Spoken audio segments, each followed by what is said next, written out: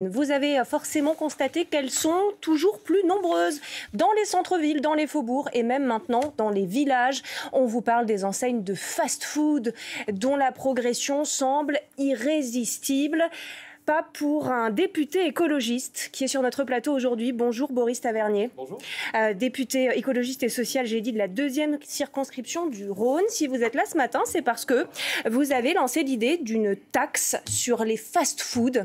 On va en voir le détail. Vous proposez 50 000 € de taxes à régler à l'ouverture des restaurants franchisés de restauration rapide, puis 10 000 € par année d'exploitation. Et l'ardoise sera encore plus salée si on se trouve près d'une école. Les 2 taxes seront doublées si elles sont à moins de 300 mètres d'un établissement scolaire. Il y a une avalanche de réactions, bien sûr, depuis ce matin, et notamment de la part des franchisés qui sont visés par votre proposition. On est en ligne avec la représentante de la Fédération française de la franchise. On va venir vers vous dans un instant. Véronique Discourbuau, bonjour. Et puis on est aussi avec une nutritionniste. Bonjour Sandra Ferreira, pour bien comprendre l'impact que pourrait avoir cette mesure. Bon, le premier réflexe, tout d'abord, Boris Tavernier, dans ce contexte d'examen du budget, c'est de se dire encore une taxe. Pourquoi vous vous en prenez aujourd'hui au fast-food ? Parce que j'ai eu beaucoup de demandes de maires, comme vous le dites, dans les grandes villes, mais dans des petites aussi, qui ne sont pas armés pour lutter contre cette prolifération des fast-foods. C'est plus de 3000 fast-foods qui ont ouvert depuis 2019. Aujourd'hui, en France, il y a plus de fast-foods que de restaurants traditionnels. Moi, mon objectif, c'est pas de faire la morale aux gens, de dire ce qu'ils doivent manger. Je veux juste qu'ils puissent choisir leur alimentation. Et aujourd'hui, malheureusement, on ne peut plus la choisir parce qu'il y a vraiment cette standardisation de l'offre. Parce que le fast-food dévore, entre guillemets, la restauration traditionnelle, c'est ça que Oui, complètement. Que vous voulez dire ? On voit les restaurants qui sont en train de fermer les uns après les autres et les fast-foods, et notamment les gros franchisés qui s'installent. Dans plein de centres-villes, il n'y a plus que ça parce que ce sont les seuls qui sont capables de payer des loyers qui sont énormes aussi. C'est une taxe quasiment rédhibitoire que vous proposez. 100 000 € pour un fast-food qui s'ouvrirait près d'une école. Le but pour vous, c'est qu'il ne s'installe pas. C'est que ce soit impossible. La loi ne permet pas de protéger les établissements scolaires aujourd'hui, qu'on comprenne bien. Non, aujourd'hui, c'est pas le cas. Et très concrètement, c'est pas rédhibitoire. Je pourrais, en citant Quick, McDo ou Burger King, c'est des chiffres d'affaires par restaurant à 2 à 3 millions d'euros. Donc 50 000, c'est moins que le droit d'entrée pour être franchisé. Donc non, c'est pas rédhibitoire. L'enjeu, vraiment, c'est un enjeu de santé publique et c'est d'empêcher cette installation, et notamment auprès des écoles. Il y a un vrai lien, une vraie corrélation entre le taux d'obésité des enfants qui sont à proximité, dont les écoles sont à proximité des fast-foods. Mais légalement, vous pouvez imposer une taxe sur un restaurant franchisé parce que c'est ce que vous visez et pas sur un autre fast-food qui, lui, s'installerait à côté d'une école. Il n'y a pas une injustice là, justement, pour les franchisés ? L'amendement a été recevable. Après, il y aura certainement le Conseil d'État ou le Conseil constitutionnel. Ça ne m'appartient pas aujourd'hui. On a vérifié. Il y a eu des expérimentations en Belgique, au Canada aussi. Au Canada, ils ont réussi à interdire la vente à emporter autour des écoles. Donc, je me sers aussi de ces modèles. Et encore une fois, l'enjeu pour moi, c'est qu'on puisse choisir son alimentation. Vous avez chiffré ce que rapporterait cette taxe si jamais elle est adoptée ? Oui, on est sur 120 millions d'euros par an. Je taxe pas pour taxer. Moi, avec cet argent, c'est comment on le réoriente vers les cantines scolaires ou vers l'amélioration de notre environnement alimentaire. Il y a beaucoup de zones blanches, que ce soit dans des villages ou dans les grandes villes, des endroits où on n'a pas le choix. Donc comment on améliore, comment on arrive à proposer autre chose ? Ouais, ça c'est le nouveau phénomène, c'est l'ouverture de ces fast-foods dans les communes rurales. Vous dites beaucoup de maires m'ont interpellé. Pourquoi ? Parce qu'ils le vivent mal. Et là c'est plutôt dans les grosses villes, c'est les prix des loyers qui sont prohibitifs. On a l'encadrement des loyers pour les particuliers, mais on n'a pas l'encadrement des loyers commerciaux. Et dans les petites, c'est pour lutter contre les commerces vacants. Donc en fait, les seuls qui viennent s'installer, c'est des fast-foods. Ouais, bon. On le disait, c'est une taxe qui visera les franchisés.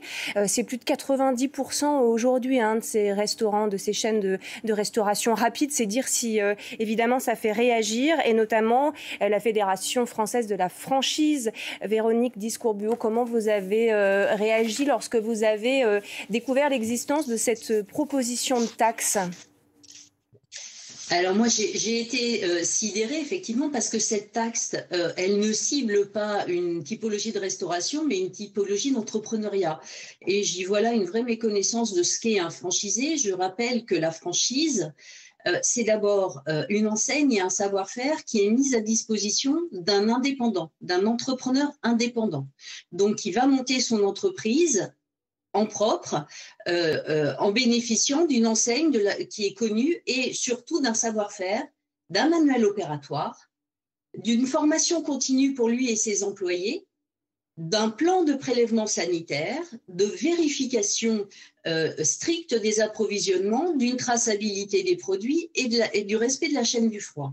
Eh bien, moi, je vais vous dire, en tant qu'ancienne directrice qualité, mais aussi en tant que mère, je suis beaucoup plus rassurée lorsque nous allons prendre un repas dans ces grandes enseignes, plutôt que dans une enseigne isolée, qui n'aura pas les moyens de mettre toutes ces procédures sanitaires et toute cette formation en place et mettra à risque, en fait, la sécurité sanitaire de ses clients. Donc moi, je ne comprends pas effectivement qu'on cible cette méthode d'entrepreneuriat qui, je le rappelle, permet quand même à de nombreux entrepreneurs en France de monter leur propre entreprise. Je pense qu'on en a éminemment besoin dans notre pays et qui emploie aujourd'hui pratiquement 1 million de personnes. Oui, mais ce ne Donc, sont pas, c'est extrêmement dommageable. C'est aussi dommageable pour les territoires parce que je rappelle que très souvent, ces grandes enseignes développent des lieux de vie. Des lieux de vie qui effectivement permettent d'aller y déjeuner, mais aussi permettent de s'y installer, d'y travailler, d'y rencontrer des amis. Alors, on sait très bien qu'il y a une corrélation aujourd'hui sur la désertification des commerces et de certains territoires. Et je pense que d'interdire, en fait, ou du moins de créer des vraies barrières discriminatoires sur ces enseignes va avoir un lien direct avec l'insécurité montante sur certains territoires désertifiés. 2 remarques sur ce que vous faites et on sera intéressé d'entendre votre réponse, Boris Tavernier. La première, c'est que ce n'est pas n'importe quel type de restauration dont on est en train de parler. Vous nous dites que c'est un type de contrôle aussi de l'alimentation qu'on est en train de sanctionner parce qu'il y a des normes extrêmement strictes, des cahiers des charges, etc. On parle de fast-food. On va revenir avec la nutritionniste qui est en plateau sur l'impact sur la santé. Ce n'est pas anodin, bien sûr, et c'est l'objet de ce projet de taxe, que ce soit majoritairement des fast-food. Et puis le deuxième, vous parlez de lieux de vie où les gens se rencontrent. Mais ce que met en valeur et en avant justement ce député écologiste, c'est de dire d'autres lieux de vie disparaissent, plus traditionnels, type bistrot, café, disparaissent dans les villages parce que ces enseignes-là arrivent. Déjà, qu'est-ce que vous répondez à ça? Puis ensuite, on se tourne vers vous en plateau. Alors, moi, je ne pense absolument pas que ça vient, contrebalancer la petite restauration et des bars dans le centre-ville. Ça n'est pas vrai. Ça répond à un besoin. Il faut aussi que les politiques sachent écouter leurs citoyens. Il y a une vraie demande. N'imaginez pas qu'un indépendant va ouvrir un restaurant d'une grande chaîne s'il n'a pas en face une clientèle. Ça répond à un besoin aussi. La restauration rapide répond à une évolution de notre consommation, à une évolution de notre vie. Ça ne vous aura pas échappé qu'il y a beaucoup plus de femmes qui travaillent, notamment en France, et que nous avons effectivement besoin de cette restauration rapide. Par ailleurs, on a l'impression, quand on parle de restauration rapide et fast food, qu'on dit des gros mots. Il y a quand même un équilibre alimentaire qui est étudié dans les repas qui sont proposés. Si vous le voulez bien, et puis, je rappelle que ces fast food, comme vous les appelez, il y en a qui font du burger. Il y a aussi des enseignes qui font des bowls, comme Pokawa. Il y a aussi des enseignes qui font de la salade, comme Eat Salad. Vous avez une multiplicité d'offres. Et je pense que l'équilibre alimentaire passe d'abord par la variété de cette offre que vous allez pouvoir trouver sur les territoires. On revient vers vous. On imagine que ce n'est pas Pokawa qui ira s'installer en priorité autour des établissements scolaires, mais c'est vrai que ça existe aussi. Sandra Ferreira, le lien entre obésité et fast-food, entre cette nourriture prête à consommer, ultra transformée, bon, il n'est plus à démontrer, il existe. Et quelle est la différence avec ce qu'on va trouver comme nourriture dans un bistrot où on va manger aussi des frites et un burger, par exemple? Alors déjà, j'ai besoin de dire en préambule, en tant que diététicienne nutritionniste, qu'il ne faut pas non plus stigmatiser à tout prix les fast-foods parce que ça fait partie de la consommation et que je ne veux pas qu'il y ait de troubles alimentaires qui se développent parce que souvent la stigmatisation fait ça. Néanmoins, et là je rejoins complètement M. Tavernier, il a été démontré que le coût de la malbouffe au niveau des maladies, c'est plusieurs milliards d'euros.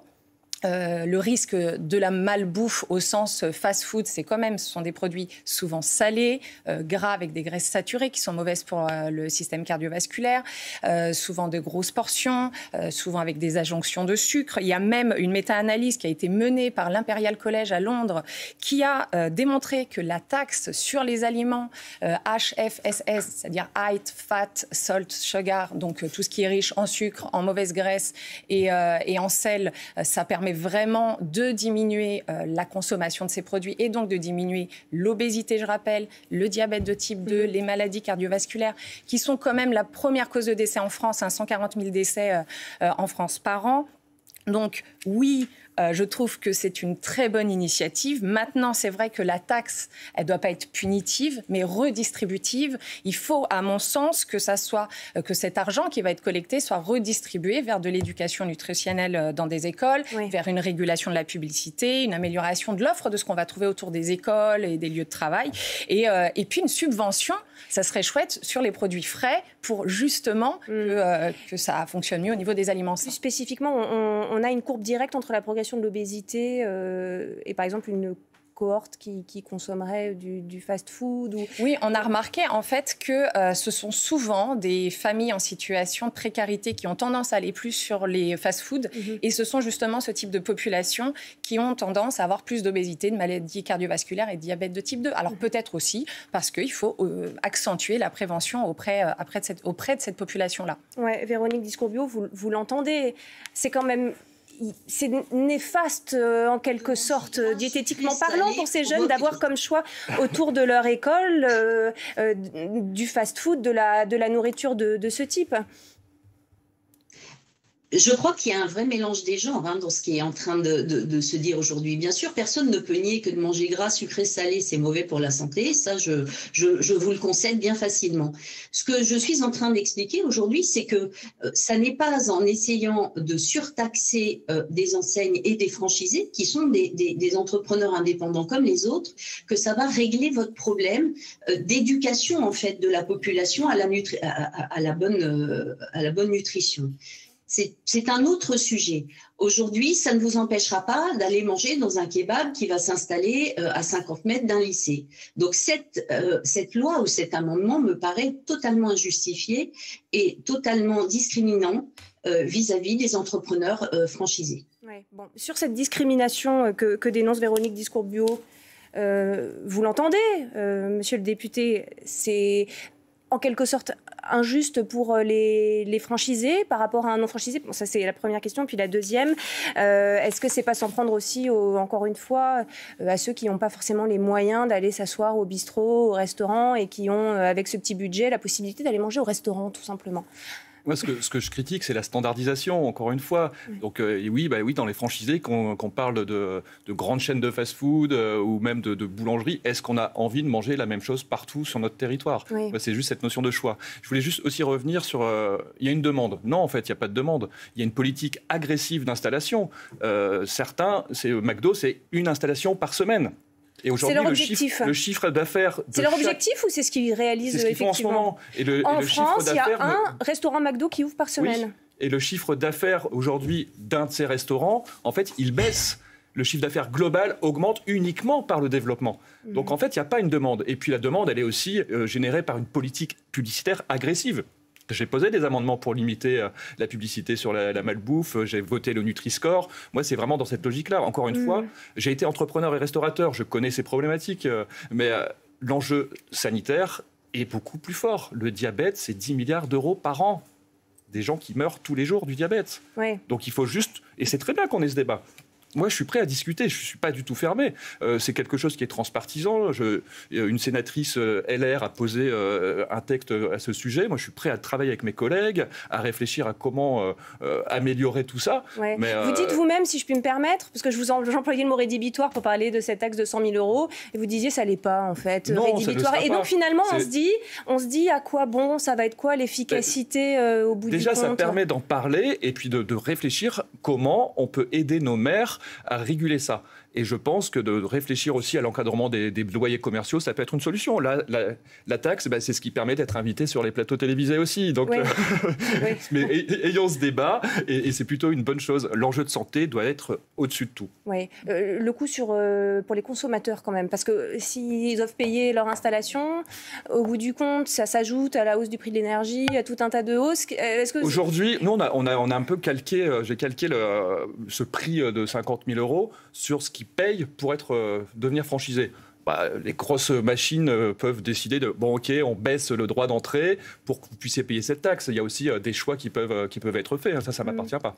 Bon, Alexandre Pérou, déjà les taxes, c'est dans l'air du temps, on va dire. Effectivement, vous êtes dans la tendance. Ça rappelle beaucoup une autre polémique aussi. Oui, la polémique sur Chine, sur l'installation de Chine et sur les différents projets qui sont autour de cette marque chinoise. Alors, on ne dit pas de fast-food, on dit de fast fashion. Ouais. Parce qu'il y a cette opposition qui est créée, alors artificiellement ou pas, c'est à chacun de juger, mais d'une part, vous avez les promoteurs de Chine qui disent vous vous attaquez à ceux qui touchent peu d'argent, qui sont précaires, et à qui Chine permet, et les marques de fast fashion permettent de se vêtir pour peu d'argent. Et vous avez de l'autre côté les gens qui disent mais ces grandes marques, ces grandes enseignes internationales, ces multinationales, elles tuent le commerce local. Je pense qu'on a tous plein d'exemples. Moi, je vais vous donner un exemple de ma commune natale, près de Bordeaux, à la campagne. Il y avait une petite sandwicherie. Il y a un McDo qui s'est installé à côté. La petite sandwicherie, elle a dû fermer parce que McDo était à la fois plus compétitif, plus connu, et que les gamins du village, ils préféraient aller au McDo qu'à la petite sandwicherie, qui était sûrement bien meilleure pour la santé que les burgers de McDonald's. Ouais. Oui, c'est ça qui est terrible aussi. Il ne faut pas oublier que si, à mon sens, on arrive cette taxe qui va peut-être être répercutée sur le consommateur, entendu. Mais si à côté, on arrive à diminuer peut-être le prix des produits plus sains, si on arrive à faire quelque chose d'intelligent autour de ça, c'est un travail, comme vous le disiez, moi, je trouve ça extrêmement favorable. Ouais. On a 14 000 entreprises, c'est ça, de la restauration qui ont fait faillite au cours du dernier ça n'arrête pas, trimestre pas 2000.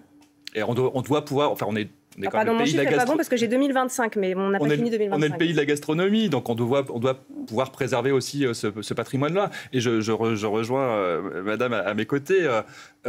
On doit pouvoir financer cet accès à une alimentation durable et de qualité. Foodwatch et le Secours catholique ont lancé une bouteille à la mer en demandant aux grandes surfaces de sanctuariser une centaine de produits sains, durables pour les plus précaires.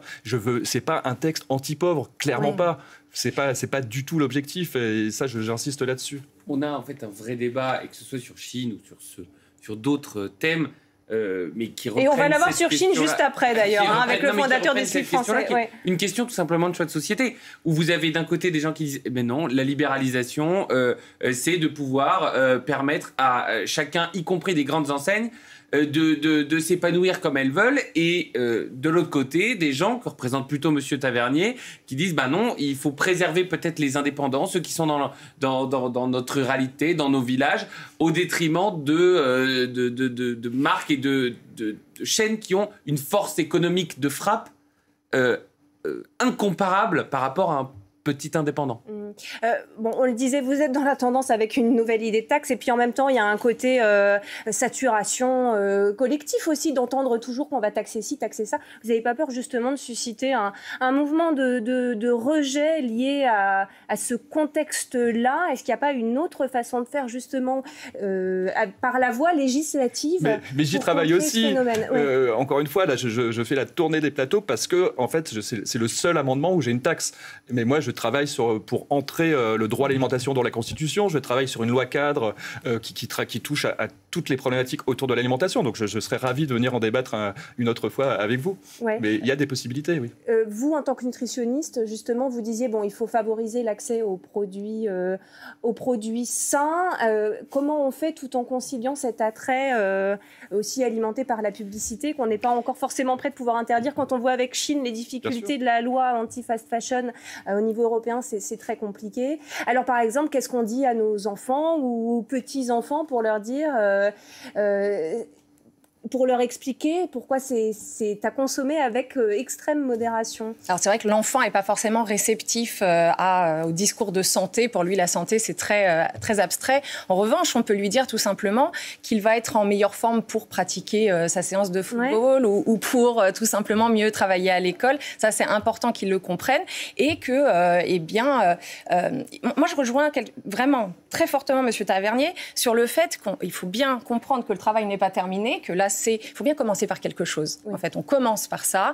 Ça paraît punitif, mais ça ne l'est pas parce que ça va être redistribué vers d'autres accompagnements, je le disais, enfin je l'espère tout du moins, de l'éducation nutritionnelle à l'école, ce qui va permettre d'ailleurs aux enfants, qui sont quand même les futurs adultes, de changer notre façon de consommer, tout simplement.